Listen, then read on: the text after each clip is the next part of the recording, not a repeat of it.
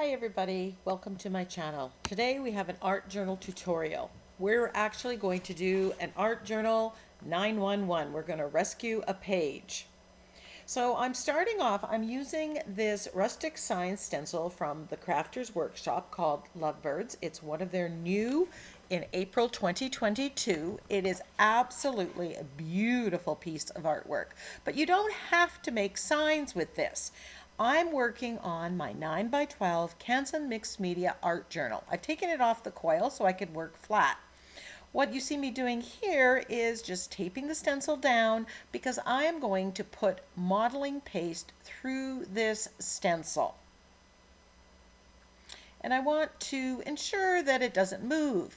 I'm using TCW modeling paste, which I love. And it's pretty much error-free. I have so much success with this modeling paste. It's a little thicker than some, and it doesn't really seep under the stencil. You see me applying it with a key card. I'm getting a nice coat of it.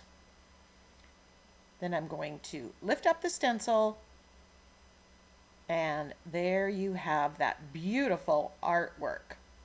Now, since my stencil was dirty, I decided I'm just going to put some more modeling paste through, and I'm doing it on a 5x7 card base this time.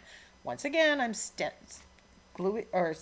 taping it down so it doesn't move, and just putting the modeling paste right onto the raw card base.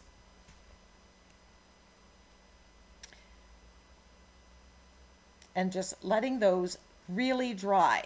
Now you're going to want to clean your stencils after using modeling paste or gesso, and I'm just using a toothbrush on the flat glass top surface of my desk, cleaning it all out. None of this goes down the drain, and my stencil is perfectly clean, ready to go again. So I wanted to add more texture to the background, so I am gluing down the extra plies of napkin. You heard me right. These are the extra plies of napkin that you take off, that you don't use. I just keep them in a bucket nearby, and they make for lovely texture on the background. I'm gluing it, crumpling it up. I'm trying to work it in between where I have the modeling paste. A word with that, this page goes wrong. And in redoing parts of it, I discovered new ways of doing it and a more streamlined way. And those are given to you at the end of the video. You can do it my way, and it works. But you know, often when you start, you don't know where the page is going. Now, this Lovebird stencil has these flowers on it, and I thought that would be really nice to have some of that stenciling in the background.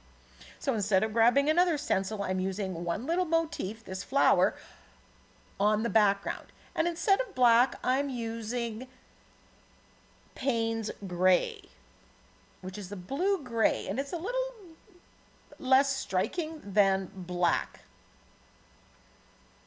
So I'm putting that above and below where that modeling paste is.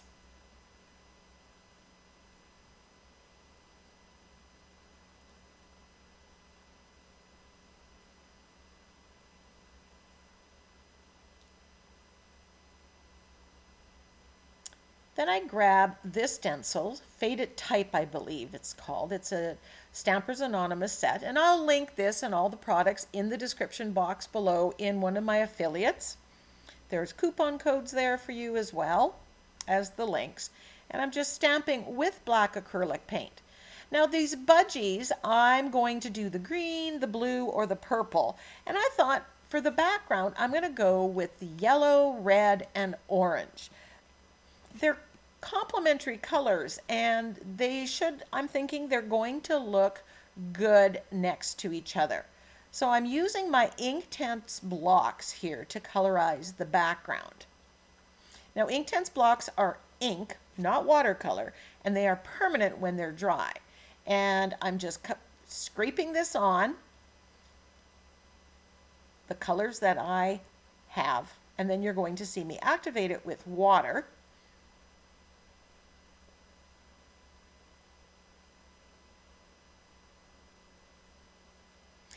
I love using the Inktense blocks to get a quick, easy background.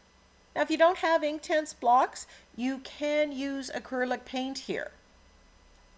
I just recommend using multiple colors. You get that nice, not overly blended look, but you get lots of variation in your background, and that adds interest. So now I'm taking a brush with water on it, and I'm activating the colors. I don't want to get it all blended. And with the Inktense blocks, I can come back and add more layers of color if I want to increase the depth. Every once in a while, I'm also grabbing some gesso, white gesso on my brush, and activating that. And that's giving more tones and colors to the background.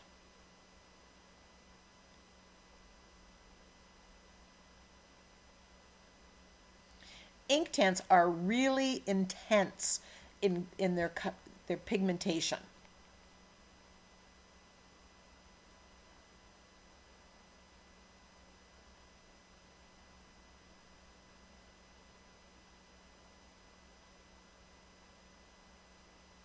Now I did let the tissue paper dry overnight because you had put a lot of fluid matte medium on there, so it was fairly wet, so it really needed to dry, especially when we're adding more water at this stage. So as you can see, I'm painting around the modeling paste focal image that I had put down through the stencil.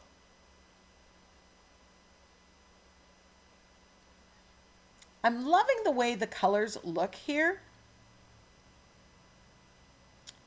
Now some of that, though, I wanted a little bit more of the yellow and less of the orange. So once it was dry, I'm coming in and just putting a coat of gesso down, and then I can reapply the color. Here you see me, I'm using some brown and black. I'm painting out the branches. Now, I've put a coat of gesso over top of where the focal image is, both on top of the modeling paste and in between the modeling paste. So everything that you see is white there is covered with gesso.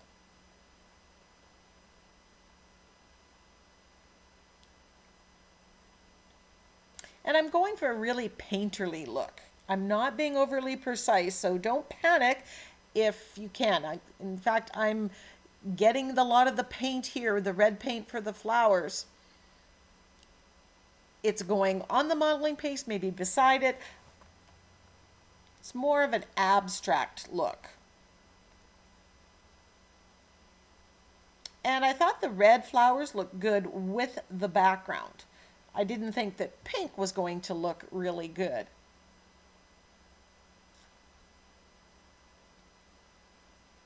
And here I'm just taking my Inktense blocks and either putting it on the brush or putting it right on the page and adding that yellow in there. And I blend that out a little bit, add more color till I get the colors that I like. So now I'm looking at budgies and I want to see what colors they are, even though I'm abstract and there's nothing saying that I have to paint them true to life. I wanted some ideas about the colorization of them. So I decided to use the bright green. Now here I'm using my acrylic paint. On the other one, I'm going to use my Inktense blocks. I could have used my Inktense blocks for all the colorization, or you can mix and match to make sure that you get the right color. So I'm mixing a little bit of gesso with the paint or with the Inktense block on the other one, and I'm painting out on top of the modeling paste and all the way around.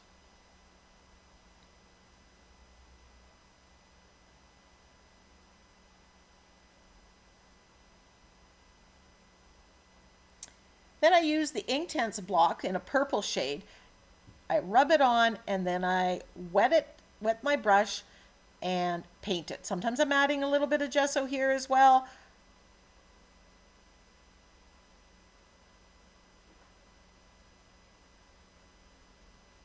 What I want is variation in color, some darks, some lights.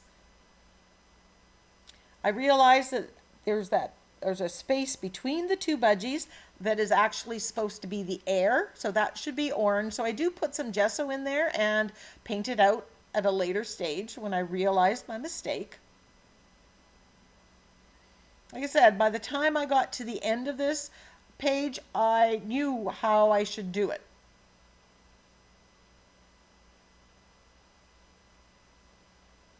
Which is usually the way. But the good news is you get to learn from my mistakes and from my experience. Then I'm painting out the beaks and the eyes and some of the details on the budgies.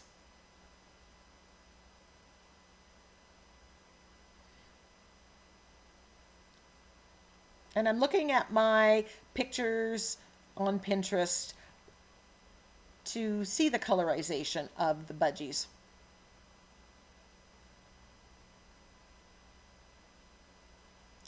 Now I'm taking the blending foam with black acrylic paint and I'm just rubbing it over the high points. And then I'm doing the same with the pad of my finger, just to bring out that texture and those markings on the budgie. Now I'm rubbing a little bit of white on this one.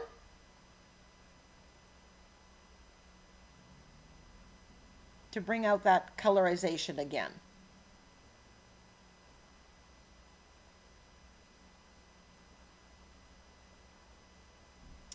I decided that I'm going to grab my liner brush and add some of the details in with the liner brush. I'm not sure that I would do this again. I might have just left it the way it was. I think it looked maybe a little bit better, but hindsight's always 20/20.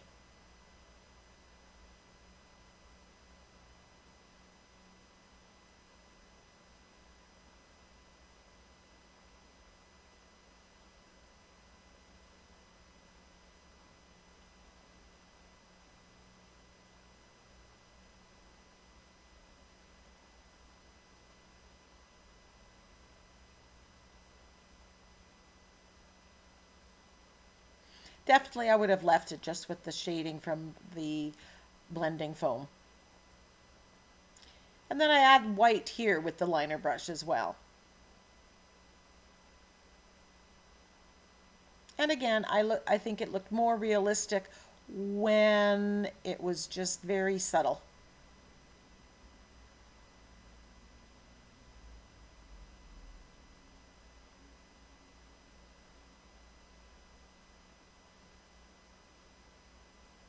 So, as I said, you're going to learn from my mistakes. At the end of the video, I'm going to give you step by step the way I would do the entire page again, if I was doing it again. And I'm streamlining the process, and it'll be a whole lot easier than what I am doing.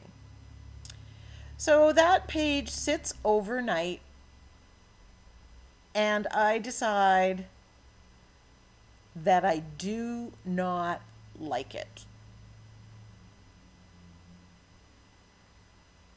So in a minute, you're going to see me use gesso to fix what I don't like.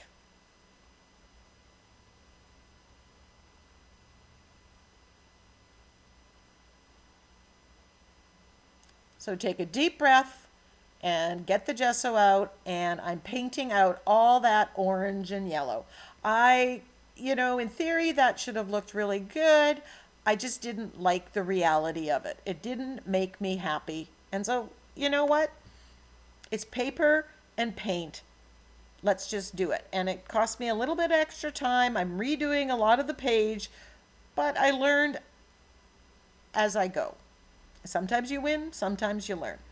So I'm using the angle brush because I find that helps get into the nooks and crannies.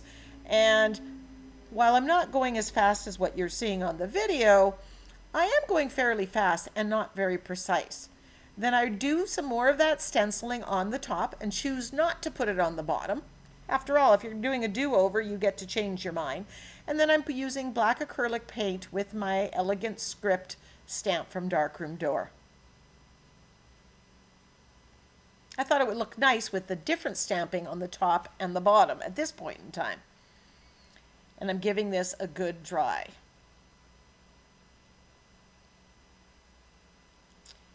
Then I decide I am going to go with green and teal and blue in the background. And I grab out my Inktense blocks and do it exactly how I did it the first time, just with a different color palette.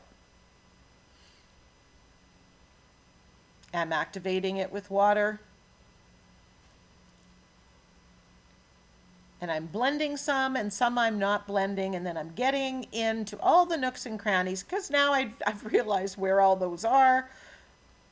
And you see I've got that space between the budgies is painted a background color, not a budgie color. And I'm liking this background a lot better. Did you like the orange? Let me know in the comment section below.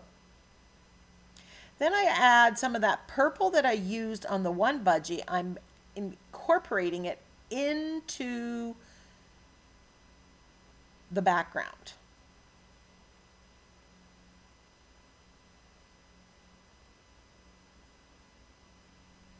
And I really like that look. It just makes the sky, the background look so good, I think.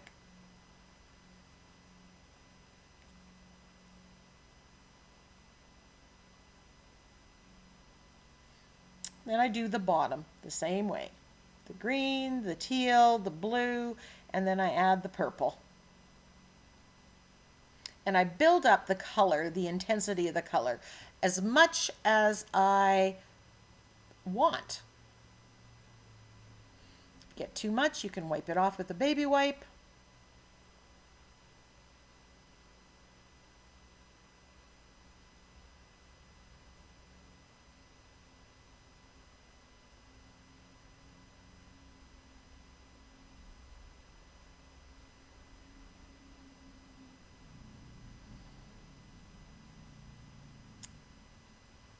And it was here that I decided I did not like the red flowers. I picked red because it went with the background that I had before.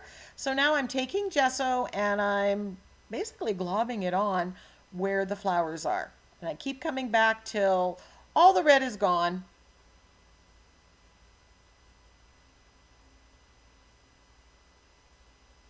And I really like the flowers white.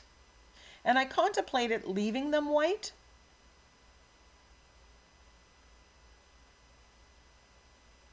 which would have been an option.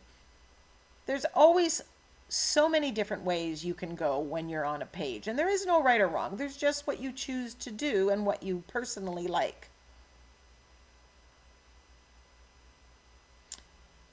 So here I'm adding more of the purple to beef up or intensify the color of the purple.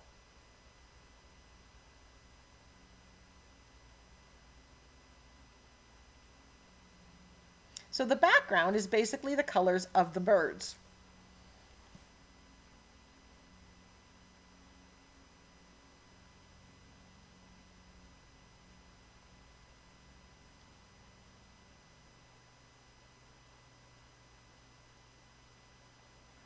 And that texture from the tissue paper, the darker colors get caught in that, in the texture, and it really comes out. Maybe you'll see it in the close-ups at the end. And I'm edging the page using my shading technique with black acrylic paint.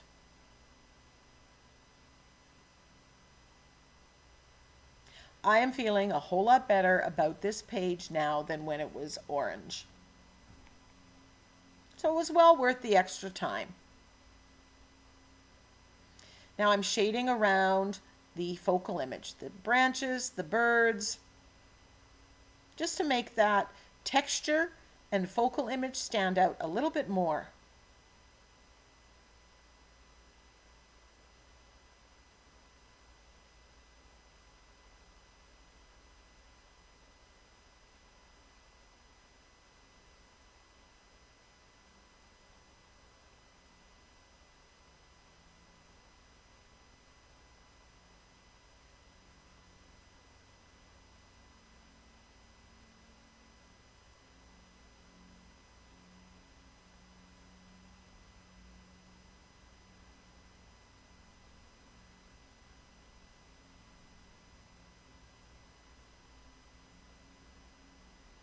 Then I grab my Inktense block and I'm rubbing it over top of the texture and applying water with the brush and colorizing and dampening it off, and that gives some variation. I think the pink goes better with this background. But again, it's a personal choice.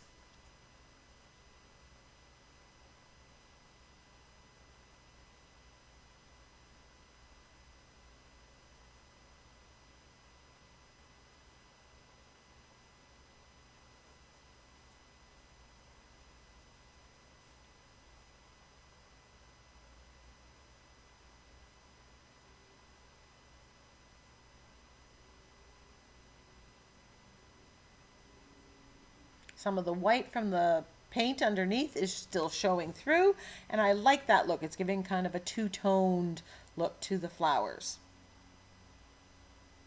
And it's allowing the texture to really come through.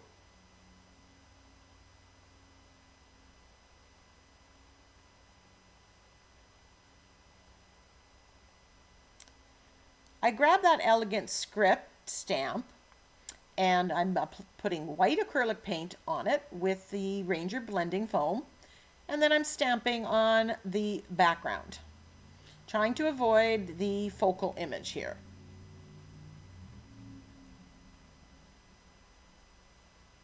This lightens the background a little bit and just really ties the whole background in. A good couple script stamps are good basic sash builders. I've used this so much.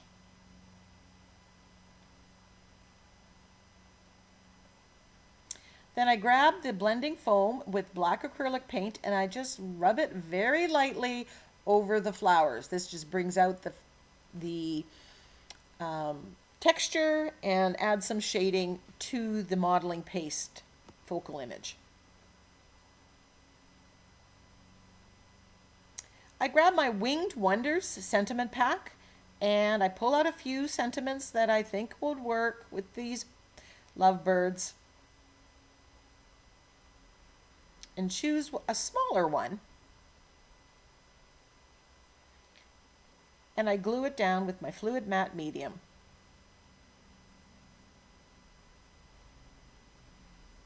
And once that's completely dry, you're going to see me grab my black Posca pen and outline the sentiment.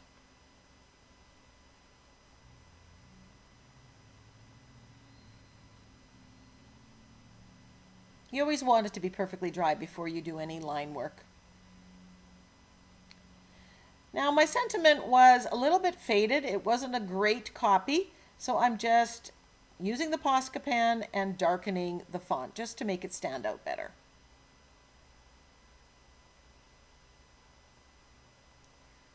And then I decide to do some line work around the outside of the page.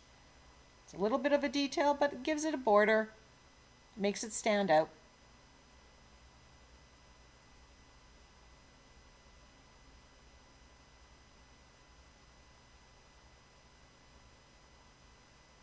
So there's the card. I will finish that in another video. I'll do a multiple card video. There's the finished one. And now I'll tell you how I would do this page if I was doing it over. Glue the napkin or tissue paper across the whole page and let that dry. Do the entire background. Stencil, stamp, colorize the entire background without having the modeling paste there. Then when that's dry, apply the modeling paste through the stencil. Gesso over the modeling paste and then colorize the focal images as we did here.